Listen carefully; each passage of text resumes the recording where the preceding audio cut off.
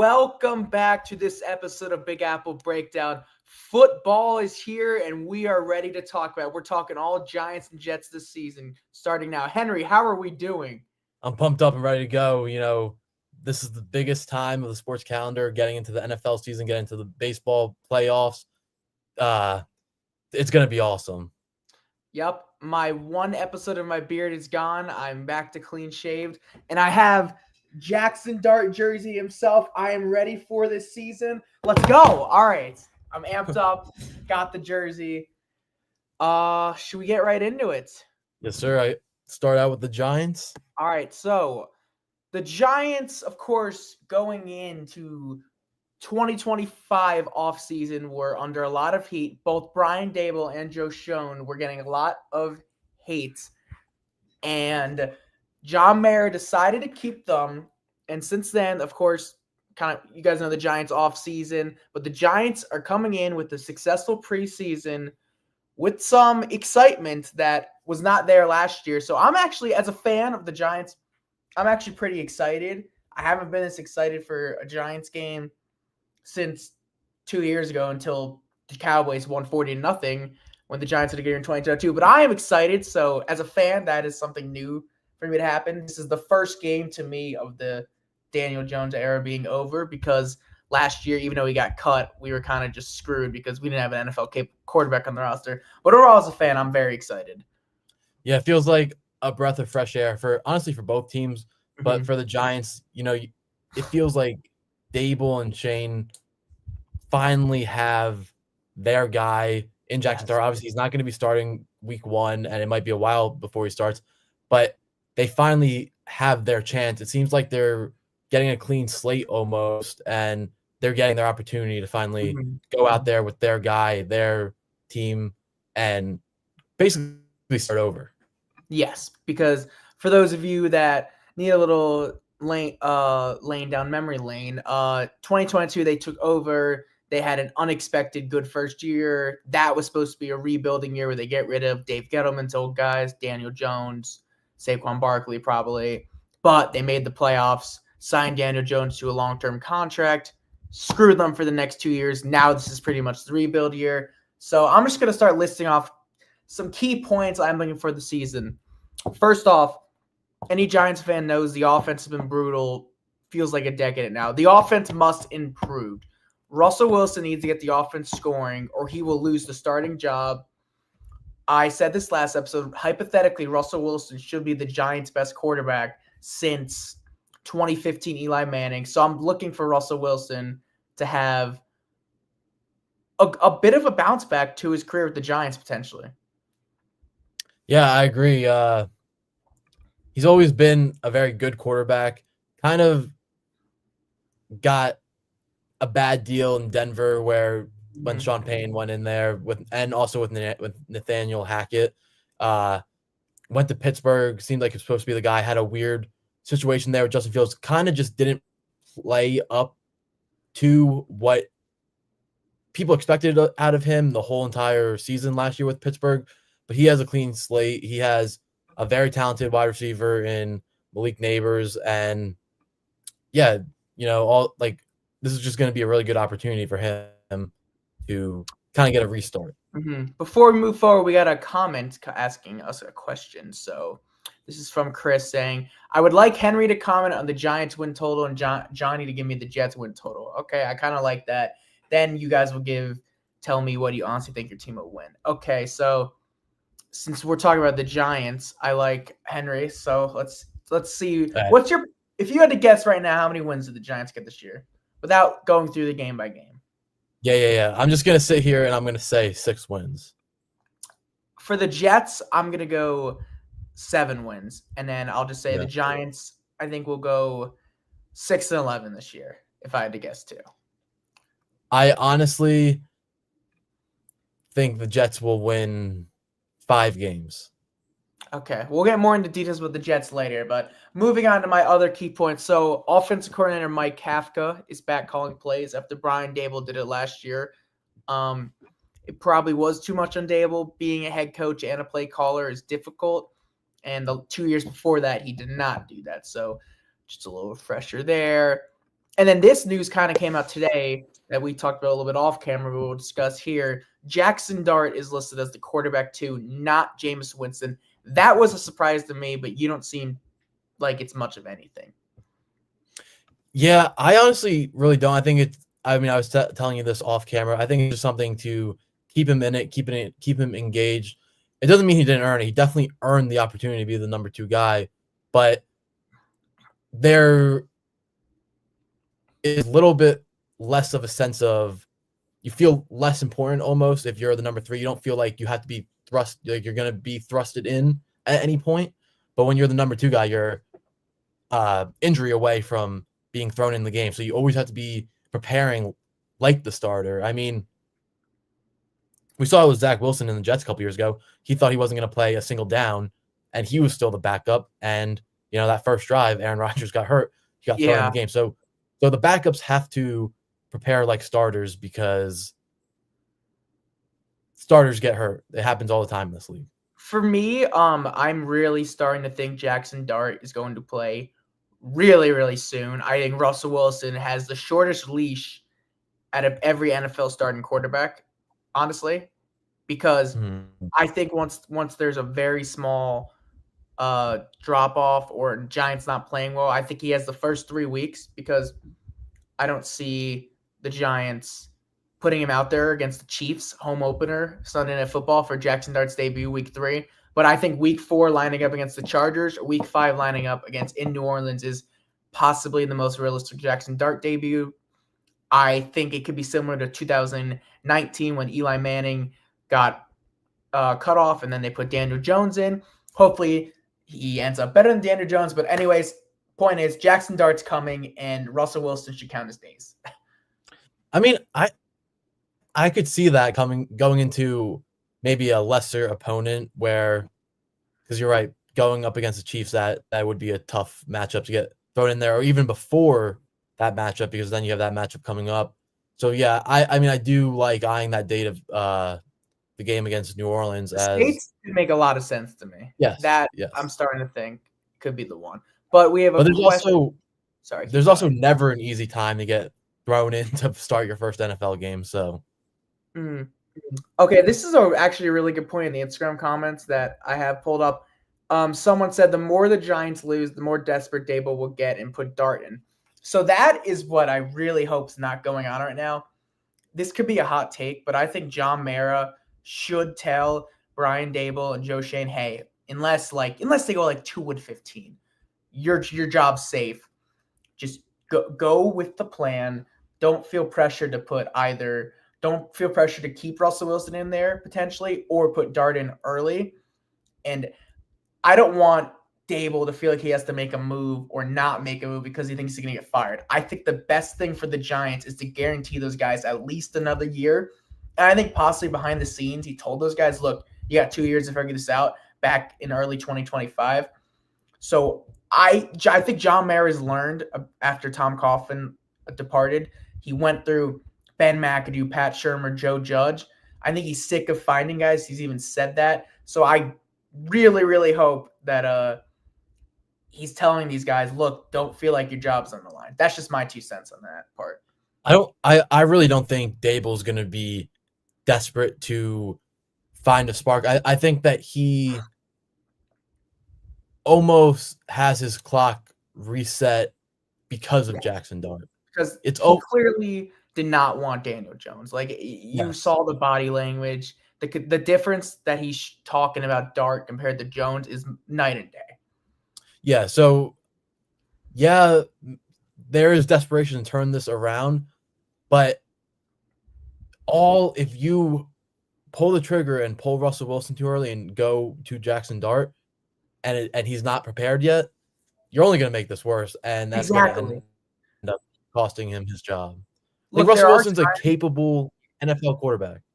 There are times where you bring somebody in and they struggle and get benched and come back, but most of the time, that really messes them up. I think you saw with Bryce Young was in too early with Carolina. Luckily, I mean, it seems like his career's gotten back on track, but he clearly wasn't ready to play and he was playing.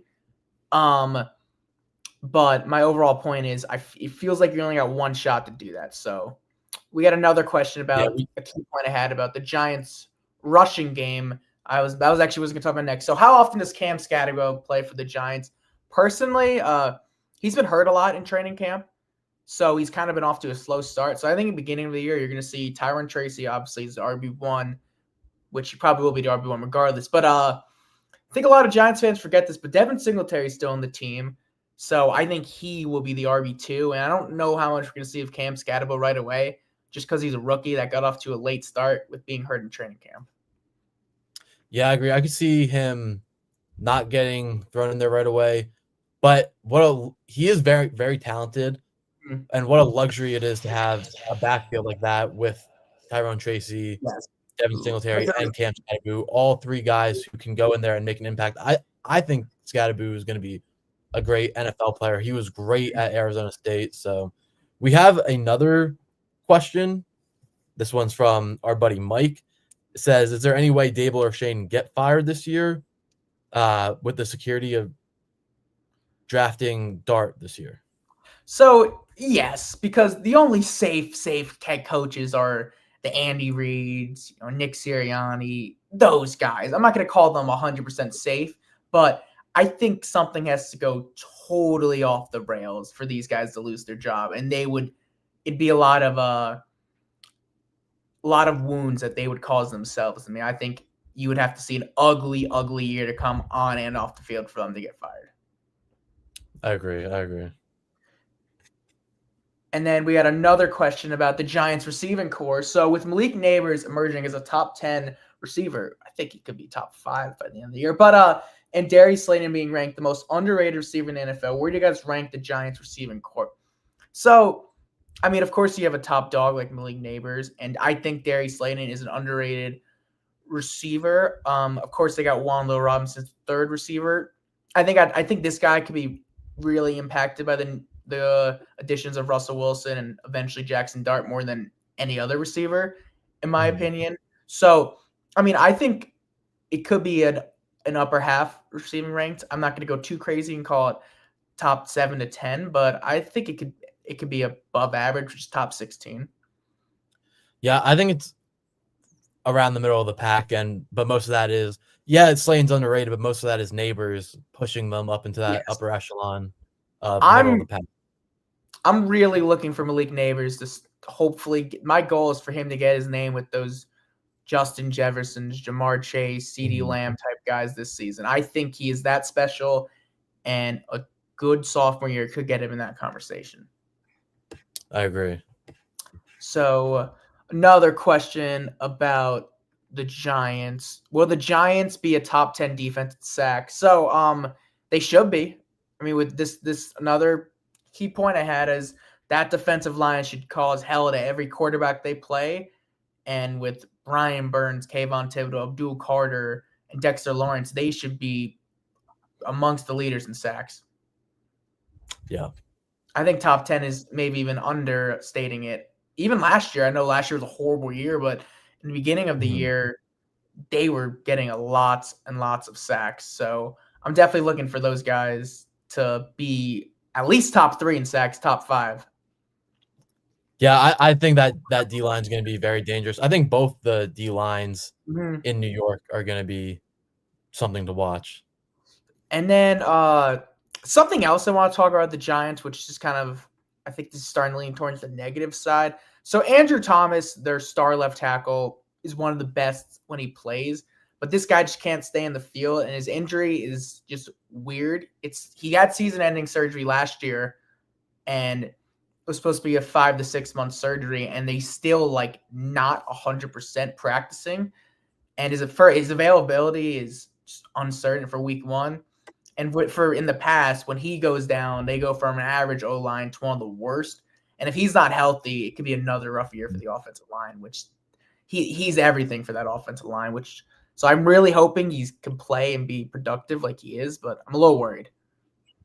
Yeah, and something that I think people overlook in the NFL is 1 or 2 linemen really can make your O-line as a whole so much better. And it's not because how talented they are or whatever. It's more of a communication factor that they can hold other guys accountable, get them in position, and call out things on the defense. And just really they really up the level of the Mhm. O line as a whole. I always look back to the Colts with Quentin Nelson Yes. when he got there, and that O line. It was a little too late for Andrew Luck, but that O line went from being a horrible line to him and Ryan Kelly got there, and they were one of the top O lines in the league because of those two guys. So So, I mean, hopefully he's healthy, but it almost feels like that unit goes where he is health wise. mhm. But we'll get answer these last few questions before I get into my main three goals of the 2025 Giants season. So, what would be more surprising to you guys, the Giants making the playoffs or the Jets? That's a I would be pretty surprised if both of them. We've seen Joe Shane make the playoffs, or not Joe Shane, Brian Dable. It was Joe Shane, obviously, Yeah. but Brian Dable is who I'm talking about. Make the playoffs in his time as a Giants head coach. The Jets obviously have the longest playoff drought in the NFL. So just by that, I want to say that I'd be more surprised if the Jets make it. But also, I think the Jets all together are a more talented team, but the Giants have the better quarterback. So, I think the Jets, for me, it's kind of easy. The Jets, I think the Giants' schedule's leaning going to really hurt them. And I think the AFC East is one of the weaker divisions in football this year. Mhm. Obviously, you have the Bills, but there's a lot of question marks with Miami. That's a sinking ship. And then the Patriots is a very hypothetical team. There's a lot of question marks that needs to hit for them to be good. And for the Giants, again, I just look at this division. It's tough. And yes, I think they are a lot more talented than they are last year. But I think it's almost, I really think that they're like gonna move off of Russell Wilson fast, which you could argue could hurt them in 2025. But the most important part about this Giants team is developing Jackson Dart. So I think that's part of the reason because I think it's gonna be rookie quarterbacks, man. You can't expect them to be awesome. You've seen it with Jaden Daniels and CJ Stroud, but that's not the norm. And Yeah, then I do see that. So if they move on from Dart or move on from Wilson quickly and Dart's their guy, then yeah, I think it's more likely that the Jets make the playoffs. But if it's Wilson and Fields each for 17 games, I think the Giants making the playoffs is more likely. that's fair. I just it's just hard to tell because like I think another thing I thought of. It's interesting to see how this hard schedule of the Giants ends up being. Like how many of these Yeah. teams that were really good last year are good this year. It's already a little weaker with Dallas getting worse. Um, Mhm. it seems like people aren't as high as in the Commanders as they were back when the season first ended. I don't know if you're getting that vibe, but I just feel like when you see the NFC like leaderboards and the Commanders are kind of not as high as I thought they would be. To be honest with you, I kind of think the Commanders this year are going to be like the Texans of last year. They overachieved the year prior. They went out, got a bunch of veteran guys. I know they got Lattimore last year during the season, but they Mhm. did it with Debo Samuel. That's kind of like their Stephon Diggs move. And I think that they're not going to be I think they're still going to be a very good team, but I think that they're going to take a step back from what they were last year. And then we got a question on Instagram. The Giants have a top 10 defense. Agree or disagree? Ooh, there's a top 10 that's getting elite. Their defensive line really really good. And their secondary, that's what they added in free agency with Javon Holland at safety and Paulson Adebo at corner. And their linebackers, they still got Bobby Okereke and Micah McFadden. So I think they're fringe 10. That's tough. Maybe top I'm gonna top like 10 half, to top 12. 13, Yeah, I top think they're 15. definitely above average, but I'm gonna say no. I'm gonna say they're more in like the 12 range, if I had to say. Just I gotta see it. Like this is something I gotta see. Like this is a lot of hypotheticals. Yeah, If yeah, they're a top 10 defense, then I think stuff's gonna be better than I expect this season. I But agree. so before we move on to the Jets, I'm gonna move into my three biggest goals of the season. Number one, a step in the right direction for Schoen and Dable's vision. Meaning, think of the Lions season in 2022, where they started off 1-6. They didn't make the playoffs. I believe they finished 8-9. And You saw, though, Dan Campbell had a vision and the Lions were treading in the right direction. You could tell when there's a team that's 6-11, 7-10, but they're heading in the right direction. Like 2026 to me could be a very, very good year for the Giants where they're back at competing. But you might need to go through some growth pains this year. You know what it looks like when it's heading in the right direction when it's not. So I want the eye test to pass for me. My next goal I agree. is this. This is just kind of a personal one, but so I want it to be Thanksgiving break, and I'm not talking about the draft. I want the Giants to at least be competitive, and their season's not over. That bar is low. That's like 5-9 or 6-8. You know, if they're the 10 or 11 seed and have some crazy shot at the playoffs, I'm happy. As long as they're not 3-11, 4-10. I'm talking about the draft. That I need to watch games when it's cold out and not be thinking about the draft. 5-9, you might be thinking about the draft. You're right. More like 6-8. 6-8. Yeah. That's I fair. like that. Or 5-7, whatever it is. But Yeah. moving on to the most important part, which I already kind of mentioned, but the development of Jackson Dart is the most important part of the Giants' future and this Giants season. Look, it's inevitable. He will be playing this year at some point. Who knows exactly when, but he will be in there. And the most important position in football is quarterback. And if it looks like the Giants might have the guy, then this season's a success. I don't care if they go 0-17. If he looks like he's the guy, it's a win for me. I like that. So those are my 3 goals. So now we'll move on to the Jets. Yeah, and before we move on to the Jets, I want to read one of these comments. This is specifically asking me if I think Jacoby Myers will be a New York Jet. He's a Vegas receiver. I personally don't. What? He requested a trade, so yeah.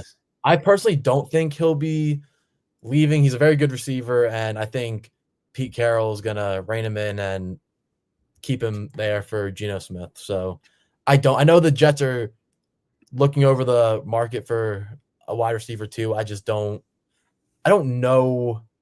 Wide receiver twos are hard to come by via trade at this point in the season. I just don't think it's going to happen at anything less than an overpay. So I'm just gonna say that I don't think that's happening. I think this is the route for now. Yeah. But yeah, moving on to the New York Jets. So it's a new regime. Aaron Glenn, Darren Muji, the new culture, intensity. They're trying to get all the bad apples out of the building, bring in their new young guys. It's a transition year. They have a young roster with a lot of core pieces. They're definitely in a better spot, this regime, coming in with this roster than, Saleh and Joe Douglas were coming in. And I mean, that is kind of a testament to Joe Douglas that he built this roster up, kind of. This roster only has 4 players that are over 30 years old, and that's the kicker, Nick Folk, the long snapper, Thomas Hennessy, Tyrod Taylor, and Josh Reynolds. Everyone else on this roster is under 30. So, a big addition, Justin Fields, he's going to be our QB, replacing Aaron Rodgers. Obviously, those two will face off against each other this Sunday, but he's a big question mark. Like, what is he going to be? We know he's an elite athlete, but he's kind of limited in the passing game, which will really hold back this offense. So one of my biggest concerns with Justin Fields is because he's being handed the keys to go out there and be this team's quarterback. And I think it's going to look great in the run game when the Jets are controlling the game. Their defense is stepping up and playing good football. But in the passing game, the Jets fall down 2 possessions or more. They're not going to be able to come back and win those football games. Yeah, I think that's the number one question mark for this team. I think hypothetically they should be able to run the ball, really clock manage well. Their defense is still pretty good.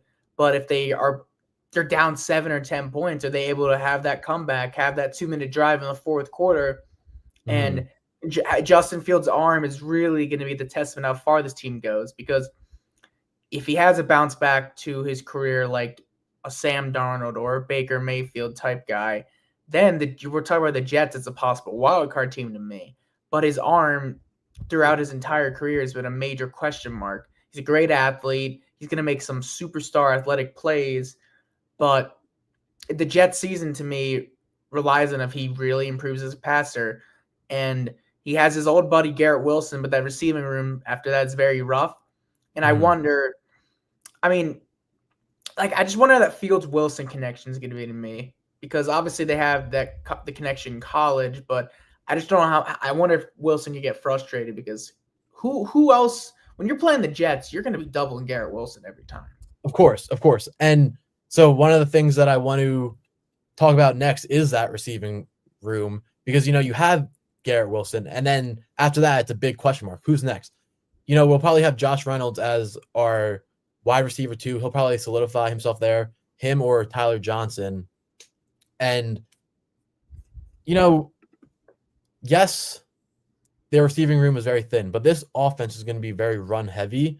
So I don't think that it's going to be, unless, like we're saying, if they go down 2 or more possessions. But in general, I don't think it's going to be as big of a factor as you would think, because Garrett Wilson is going to have a lot of attention from the defense. So it's going to open up plays for other guys. Rookie Arian Smith is going to have a big opportunity to step up, try to establish himself on this offense. I also think the way this backfield is, you have Breece Hall, and then you have Braylon Allen and Isaiah Davis. Breece Hall can be used out wide. You can move him all around, use him almost as like a gadget player. And a lot of people think that the Jets might trade Breece Hall and use only Braylon Allen. I think this regime and this Tanner Ansstring, the Jets' new offensive coordinator, can get very creative with the lack of receiving talent and use Breece Hall as almost running back / receiver. Yeah. And you can have him and Braylon Allen both on the field together.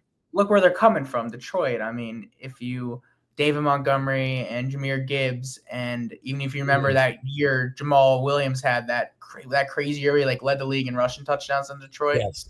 So they will use multiple backs. But I was actually going to mention, do you think Braylon Allen takes over the number 1 running back spot? I'm kind of thinking that's a possibility. So that there's been a lot of talk about that, and there's been a lot of Breece Hall trade rumors too. Yeah. I can see it happening, but I don't think that that's all that likely, because he is extremely talented. At times, his first year, he looked like one of the best running backs in the league, but we know there's a lot of turnover at the running back position. I think he's going to go out there in the first few weeks and prove to this coaching staff that he belongs on this team. He has a spot on this team, and that he's needed on this team, because it's him and Garrett Wilson, and you don't have that many other weapons. Yeah. Another factor I'm wondering for the Jets is they looked very sloppy in preseason and even training camp from what I saw with their penalties. I'm hoping that gets cleaned up. I feel like under Aaron Glenn, you would expect them to be the opposite of that, if anything. Yes. A team that is not making those type of mistakes. So I'm very intrigued to see if they clean that stuff up. Hopefully it's just preseason stuff. Yeah, that was very frustrating to see this preseason, just because as a Jets fan, you thought coming into this year with Aaron Glenn and his new identity that it was going to be very clean football. And we haven't seen that to this point. And it's almost, I talked about this last week, how with the Yankees, we thought coming into this year would be more fundamentally sound, cleaner. And it's the same thing going on with the Jets right now, I feel like. But, preseason, we'll see what it is when we get into the regular season. There's been a lot of sloppy play out of Armand Menbu, their first-round pick. And, sometimes that just happens out of a young guy. Like, he'll be given his chance to get it together, and he's one of the guys that I'm very excited to watch. So, yeah. For me, I think I wonder how that week 1 game goes, because I think it's gonna be a bit of an emotional game for the team. You know, you're playing Aaron Rodgers, and that was a whole saga that we all know. And even between Aaron Glenn, because Aaron Glenn chose not to bring back Aaron Rodgers. So I wonder how that game goes. I think there's gonna be a lot of motivation on the Steelers and Rodgers side. So that game I'm very intrigued to see. That is a kind of one of the games I'm looking for week 1. I also think that the manner that Aaron Glenn didn't bring Yes. back Rodgers in, where he had Rodgers fly out all the way to New Jersey and then told him, "Yeah, we're moving on." I think Rodgers might have a little bit. That might have given Rodgers a little bit of motivation in this game, but I don't think. I'm looking for the Jets though to make a kind of a statement too. Like, this is a big game, week Yes, 1, you gave everything to this guy for 2 years and it didn't work out. Like, let's make a statement. And that's what my mindset. but also I see where you're coming from, but also it's almost refreshing to have him out of the building, turn a new Yes. leaf, and that we don't have to think about him anymore. But Because the last they lose that game all Monday morning. Oh, it was the Jets, not Aaron Rodgers, blah blah blah. The Jets mistreated him. They used him wrong. Same thing with Favre going to the Vikings. That stuff's gonna be going on. You know what I'm saying? I see it, but Yeah. I think at the same time, I don't know that we'll have to. The only way I see that happening is if the Steelers come in, beat up on the Jets, and then Aaron Rodgers goes on his media tour, which would probably He would. happen. So, He so totally would. I do see your point there. Is that in MetLife or in Pittsburgh? I'm trying to Yes, remember. It's it's at MetLife. yeah, it's at MetLife. That's gonna be a cool game. I know, especially in New York sports podcast, but like, obviously I'm a Giants fan. That is one of the games I'm like looking forward to this weekend. We're Yeah, gonna talk more especially about this Friday, but that's gonna be a cool game. I yeah. wonder. I think he gets booed. Yes. Oh yes. Oh yeah, he's definitely get booed. He'll have a lot of boos raining down on him. I'm curious to see how the defense plays against him. I think they'll have a bit of a chip on their shoulder going up against Rodgers. Last year, the defense had a down year, and I've been hearing a lot of people talk about it's almost like the offense or the defense was always doing their part the 2 years prior to last year, and They had a bad then you year bring last you yes, the defense had a down year last year, and you bring in Aaron Rodgers, and you're thinking, oh, we're gonna get some help from the offense. The offense still isn't holding up their end of the bargain last year, and people are talking about that the defense just lost motivation. That's no excuse, but human nature, that sort of thing happens. year. So, And then here's a question from before that we were kind of mid convo in. Who has more rushing touchdowns for the Jets, Justin Fields or Brees Hall? I kind of actually like this question. I'm kind of thinking Justin Fields. I feel like he might be one of those fantasy you love to have him in your fantasy team. He might have double-digit rushing touchdowns. I think it's going to be Fields only because he's going to have more opportunity to. I feel like Braylon Allen might be the goal line guy. I mean, he's such a big dude. Like, and he moves well for his size. Yes. Yeah. I'm very high on Braylon Allen this year. I think that's someone you might want on your fantasy team. If I know we don't talk too much fantasy, but that's one of my sleepers. But so just getting back to the receivers on the Jets and what I was saying before. So like we're gonna see who will be the second guy to step up. I honestly think if Brees Hall isn't traded, he could be the second most targeted guy in the passing game. And then I'm very interested. Besides Wilson, he'll get his targets, he'll get his yards. He has been 1,000-yard receiver with guys like Zach Wilson and Tim Boyle and Mike White throwing to him. I think he'll get his. I think he'll be a 1,000-yard receiver yet again with Justin Fields. But I think Brees Hall and Mason Taylor, the rookie tight end, are going to play a huge role as safety valves in this offense. And yeah, so like that's how I think the passing attack is going to go. But then once we move on to the run game, as we mentioned before, this is going to be like the bread and butter of their offense. Will be their identity. It's going to be Justin Fields, Brees, Brandon Allen, and Isaiah Davis. They are deep at running back. They have an extremely solid O line that's anchored by Olu Fashanu and their rookie Armand Menbu. I think that Menbu will go, like I said before, through some growing pains, but I think that this O line is going to be a top 10 O line, maybe not top, but by top 10 I mean like 7 to 10 O line, and I think that they're gonna establish the identity and be a great rushing attack. They should run the ball 25, 30 times a game. I think that should be their identity. Win some ugly 14-10 games, 17-10, 10-7, and get those wins. I mean, a win's a win. It doesn't matter how pretty it looks. I think the Jets play some good old-fashioned, ugly, retro 90s, 80s football. I agree. This year. I agree. And a lot of their O-line is also going to be predicated on AVT.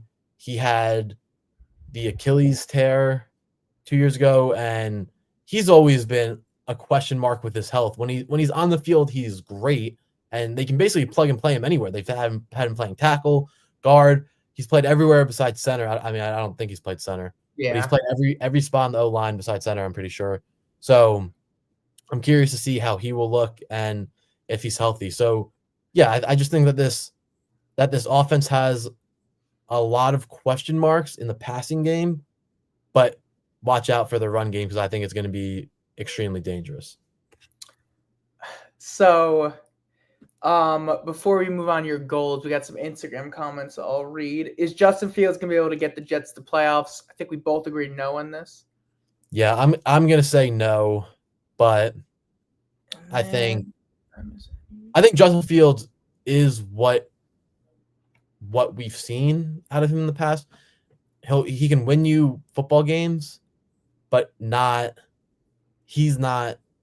I don't know how to put this because he went 4-2 with the Steelers last year, but they still made the change to Russell Wilson. He's not going to give you confidence in him, but he'll. Yeah, but there's no other option. Yeah. The Jets backup. Who even is it? Because Tyrod's hurt. Tyrod Taylor. He's hurt though. I thought he'll be right. Okay, he'll be back. Okay, I didn't realize. I knew Tyrod was there, but I thought they had to get in somebody else. But yeah. So he'll go out there and he'll grind out gutty wins, but he's not going to instill confidence in a fan base that he's a winning quarterback. I don't think that's the point of I don't know if some Jets. I don't know how high Jets fans are in him. I don't see him as the guy ever. I know some people may think he might have, like I mentioned, the Sam Darnold, Baker Mayfield route, but I don't see that as a realistic possibility. But I think you can win and make the playoffs with them. Yes. I think that's totally in reach. I saw something today that said Tyrod Taylor will be the Jets starter by Halloween, but Justin Fields will still be like a big factor in the offense that they're going to try to use him. Tyrod Taylor does have a cannon. He does. He does. He should have started over Jones on the Giants. That's when he was with the Bills. I thought he was like the next big thing. He has a cannon, I will say. He does. Yeah. All right. You want to get into your goals, and then we'll talk some. Yeah. I'm just gonna do a quick overview of the defense real quick, and then I'm gonna get into my 3 things that I'm looking for out of this year. So they're basically running the Lions defense. Their new DC is Steve Wilkes. And he's going to be calling Aaron Glenn's defense. This is going to be a different defense than the Saleh days. With Saleh, they were basically sending their front 4 and trying to get pressure with that. They'll have a lot of different blitz packages, and I'm looking for guys like Quincy Williams to get in the backfield a ton. Will McDonald to this point in training camp and in the preseason has looked great. And Jermaine Johnson's coming off an Achilles tear, and he's looked pretty good coming off the Achilles tear. So those guys I expect to be big contributors. I think Will McDonald's going to lead this team in sacks. And then again, with these complex blitz packages that the Jets are going to be running, you're going to have a lot of Sauce Gardner man-to-man coverage. He's going to be following team's number 1 receivers around. I think this also could be a good new motivating factor for Sauce, who kind of got lost a little bit last year, seemed Mhm. unmotivated and wasn't as locked in. So I think this defense has a lot of talent, but lacks depth outside the D line. They brought in Harrison Phillips and a guy from Cleveland. I'm blanking on his name right now to kind of anchor that D line. I think this D line is going to be really great. I think Harrison Phillips and Quentin Williams are going to be a great duo inside stopping the run. So that's my overview on the defense. So I have three things I'm looking for now. Number one is Aaron Glenn and company establishing their identity. They came on strong in his opening presser and leading into training camp and leading into the preseason. We didn't really see them back up their talk in the preseason, just with sloppy play It's and preseason. penalties. Yes, I but get you it. I think we're also all looking at preseason. we do overreact to But I've done it with preseason. the Giants too. So yeah. Yes, but yeah, they didn't. It's not like skill like I get what that you're saying. attitude The issues. should Yeah. translate into the games. So Okay. yeah, and then my next thing is if the defense will return to their 2022 and 2023 form. Uh, getting after the quarterback, flying around, Sauce Gardner making big plays. That's what I'm looking out for. Jamian Sherwood kind of stepping in and taking over for CJ Mosley. Those are all things I'm looking out for. And then my last one is just the offense as a whole. Who's going to step up as a number two wide receiver? What's going to happen to Breece Hall? And throughout the whole entire season, I'm looking for how this offensive line is going to evolve and shape together. Yeah, I mean, I like those goals. Those are all very key points to watch out for the Jets. I think for both these teams, what you mentioned the offense, I think just the past feels like since I've been in middle school, both these teams just have not been able to put points on the board, and Mm, I'm kind of just sick. We're both sick. Everyone's sick of it. I'm looking for these teams to move the ball and be able to score and not be bottom 10 in points. That I feel like every single year we have two of the worst offenses in the league. I agree. Yeah, and it's just because for the Giants after post Eli Manning, they haven't been able to go out and find their guy, and the Jets just haven't been able to do that since Joe Namath. Yeah. The Jets haven't had a great offense in a while, but Yeah. hopefully it starts to change this year. But so let's talk some nationally around for NFL stuff. So of course the season starts this week and we're all very excited. Sorry, I lost my okay. I'm gonna start off in the AFC. So something I've noticed about the AFC last year, Texans, Chiefs, Ravens, and Bills were the final four teams. Year before, those four, like back-to-back years, those four have been in the division round, just those four. I'm wondering if another team steps up. I feel like in the NFC, you see new teams step up. Detroit, Washington. You see these teams kind of make runs out of nowhere. And for the AFC, it just kind of feels like the same teams are dominating. Of course, you have the Chiefs who are in the Super Bowl every year, it feels like. Mm-hmm. But I'm looking for a team to step up, maybe a Denver, maybe the Chargers can get past the wild card round. Another thing I'm looking for, of course, is this year the Bills and Ravens get to the Super Bowl, which feels like, next year or two, these teams got like, you only can, you know what I'm saying? Like, you only get so many shots Yeah. at this. Eventually, Especially you're gonna lose some talent. You're gonna have some bad injury luck. Yeah, we've already seen that with the Bills kind of losing talent. A lot of the guys from that defense, obviously Stephon Diggs, they've lost. This obviously you can never say this is like the last year of a window when you have a guy like Josh Allen or you have a guy like Lamar Jackson, but we're already seeing with the Bills. There's been serious turnover in that franchise that it's hard to keep up with the Chiefs who year after year in their down years, they're making it to Yep. yes, they're making it that far and then reloading. So It's I crazy. guess the Bills are doing that year after year too, and then trying to reload. But it seems like they're losing more pieces than the Chiefs Yeah. are. The Chiefs, I think that's another interesting one. When we first started this podcast, we were talking about this team being a dynasty or, Mahomes being up there in the GOAT combo, three-peating. And then they got embarrassed in the Super Bowl, of course. So I'm looking for a possible revenge season from Mahomes. If you look at the MVP odds, he's not there. It's Lamar Allen, and I've even seen some with Jalen Hurts over him. I wonder if he kind of reverts back to an MVP type regular season, because the Chiefs' offense hasn't been too pretty, honestly, the last few years in the regular season at least. Last year, I know they went 15-2, but they didn't win games by much. It was kind of a lot of winning one-score games. So I wonder if we could see them revert back to the old Chiefs teams where they would just dominate week by week and get better. I think this team did get better, and I think there's going to be a chip on the shoulder. I agree. And people are very hung up on the result of the final game, which obviously is the biggest game of the year. Mm-hmm. We had not seen that out of the Chiefs all year. Every game they played was a close game. They took everything down to the wire. So that Eagles game was more just uncharacteristic, in my opinion, than really anything else. I think a lot of people have been thinking that the Chiefs just reloaded and they're going to be even better than last year, which talent-wise, yes, talent-wise, I feel like that was maybe one of their worst teams in the Mahomes era. You still have an aging Travis Kelce. He's not what he used to be. You obviously don't have Tyreek Hill like you did a couple years ago. So no matter what, that team's just inevitable. They're going to come out and win games. And, you have another year of Rashee Rice. You have year 2 of Xavier Worthy. I think Xavier Worthy can step up even more than he did last year.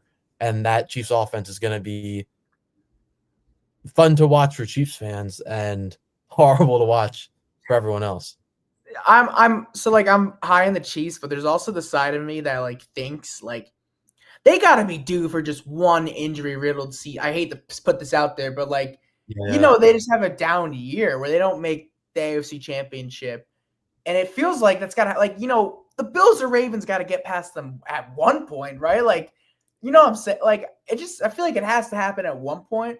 And you look at those old Patriots teams; they had some down years. I mean, Brady. Yeah.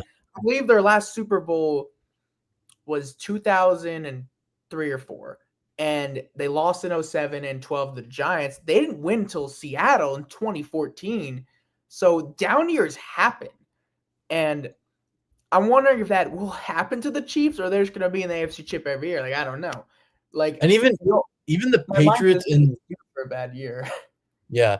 Even for the Patriots in really good years, they still got knocked off. Yeah, they lost in the title games, in the division round. Yeah, to the Jets, to the Ravens, to the Broncos in the Broncos the year that the Seahawks beat the Broncos in the Super Bowl.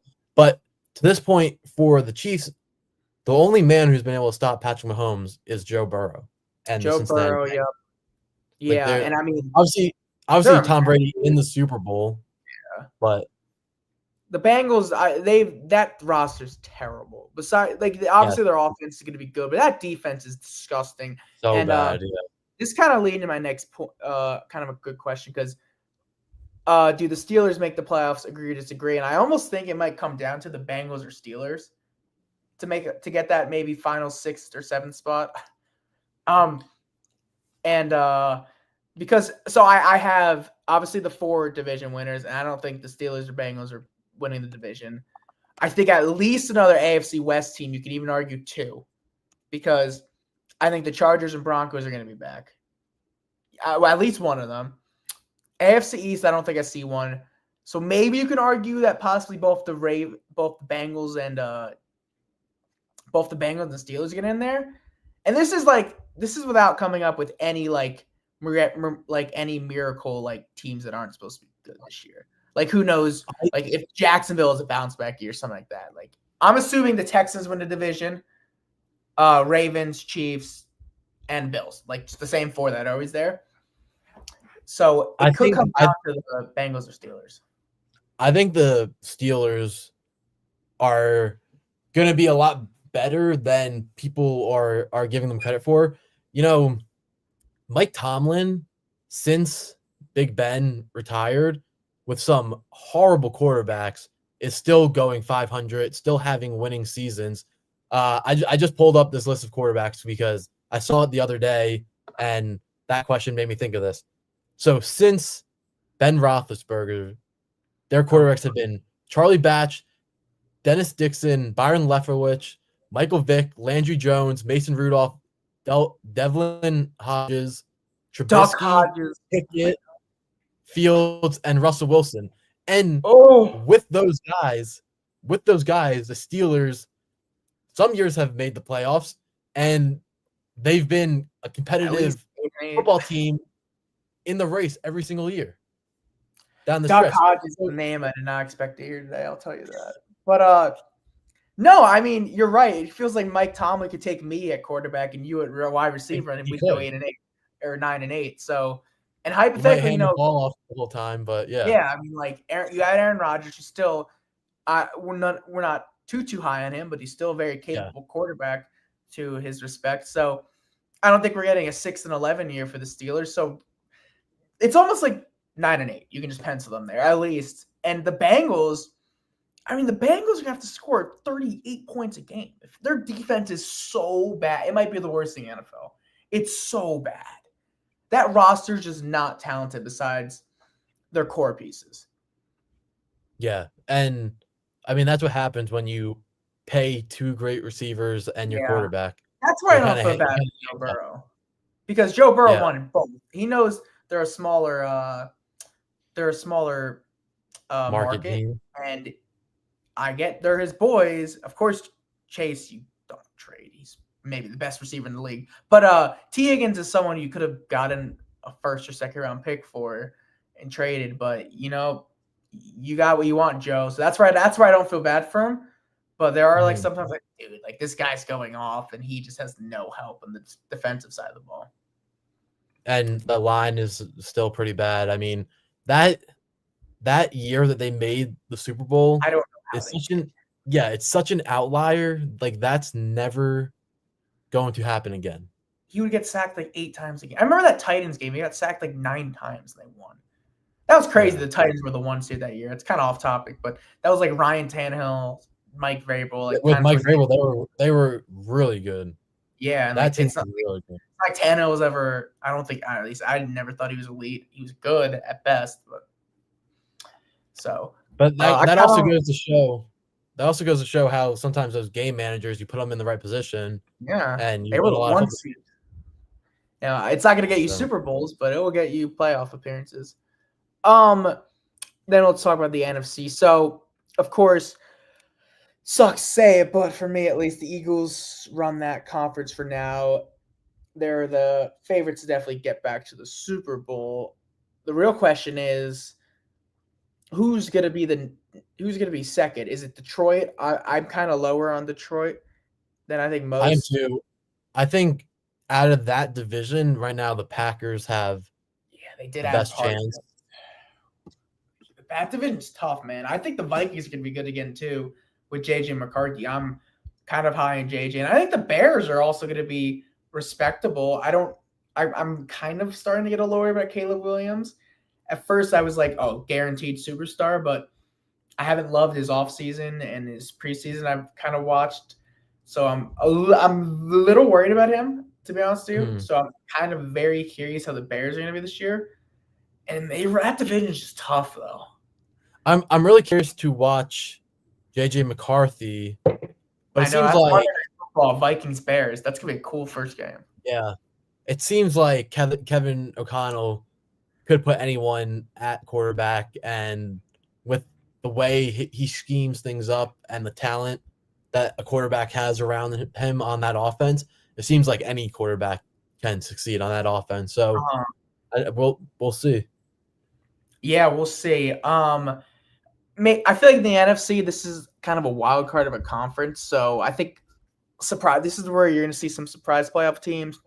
Is this the year where Tampa kind of falls off their 10-7 NFC South division wins? I don't know. There's Atlanta with Michael Penix step up, or even the surprise factor is Carolina. I talked about Yeah. it last time.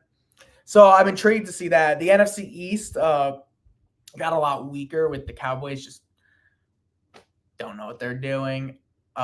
Year two, Jaden and Dan Quinn. Let's see. So that'll be interesting. And then even the NFC West is all wild card to me because I think who knows with Stafford's health. Yeah. That kind of is everything for the Rams. And then the Niners, I kind of think are downwards personally. But when the Rams with a healthy Stafford and with Sean McVay, Really, they have as good of a chance to go make a run in the playoffs and win it all as anyone else. So I agree, totally. It's even just a last year they took they almost even won. last year they took the Eagles down to the wire. Man, they were in Philly. It was a snow game. LA team. They almost did it. Yeah. So, let's give our Super Bowl predictions. Our September 2nd Super Bowl predictions. Yes. I'll start off first. I'm gonna go. Let's go Packers Bills. Bro, That is what? that's what I was gonna No pick. way. There's no way. I swear to God, I was gonna do Bills over Packers. I'll go Packers Ravens. I was between But the no, Ravens. No, because I was like actually 50-50. I kind of think this is the year where I think one of those two teams get past Mahomes. I just think so. So I'm gonna go. I'm gonna go Bills Eagles, and I'm gonna say that this is finally the year the Bills get it done. I'm going Ravens beat the Packers. I think Lamar is so talented. That's a guy I cheer for personally. I don't really know why. I just think he's a fun guy to cheer for. And Josh Allen. I think both those guys are two guys that I want to see win. But if it ends up being Bills and Packers, we both can take credit for that one. All right, yeah. I think Packers would be good, and I think Jordan Love went from overrated to underrated to me. Yeah, I'm just curious. They don't have like a clear cut wide receiver one. They have a lot of young, talented wide receivers, but they've kind of been waiting for that guy to step up. So, so we'll be back on Friday to discuss our Week 1 previews of Jets, Steelers, and Giants, Commanders. So make sure you're on the lookout for that Friday morning. And are we going to do a mailbag with that or just our preview? Yeah, we'll do a mailbag. We'll put out a post for people to comment on, respond to, all that. I do want to say one thing. If you guys are watching on Instagram right now, I want to encourage you guys to go over to the YouTube, subscribe, and watch on there in the future. It's more interactive. We're able to put the comments up like this, and it's easier for us to interact with you on there. So I just want to encourage you guys, go check out our YouTube and subscribe to that. So yeah, it's definitely easier you're gonna have a higher chance of seeing your comment if we're on YouTube. But all right, Thank you guys. We'll see you Friday, and we'll go over Week 1. Yes, sir. See you guys.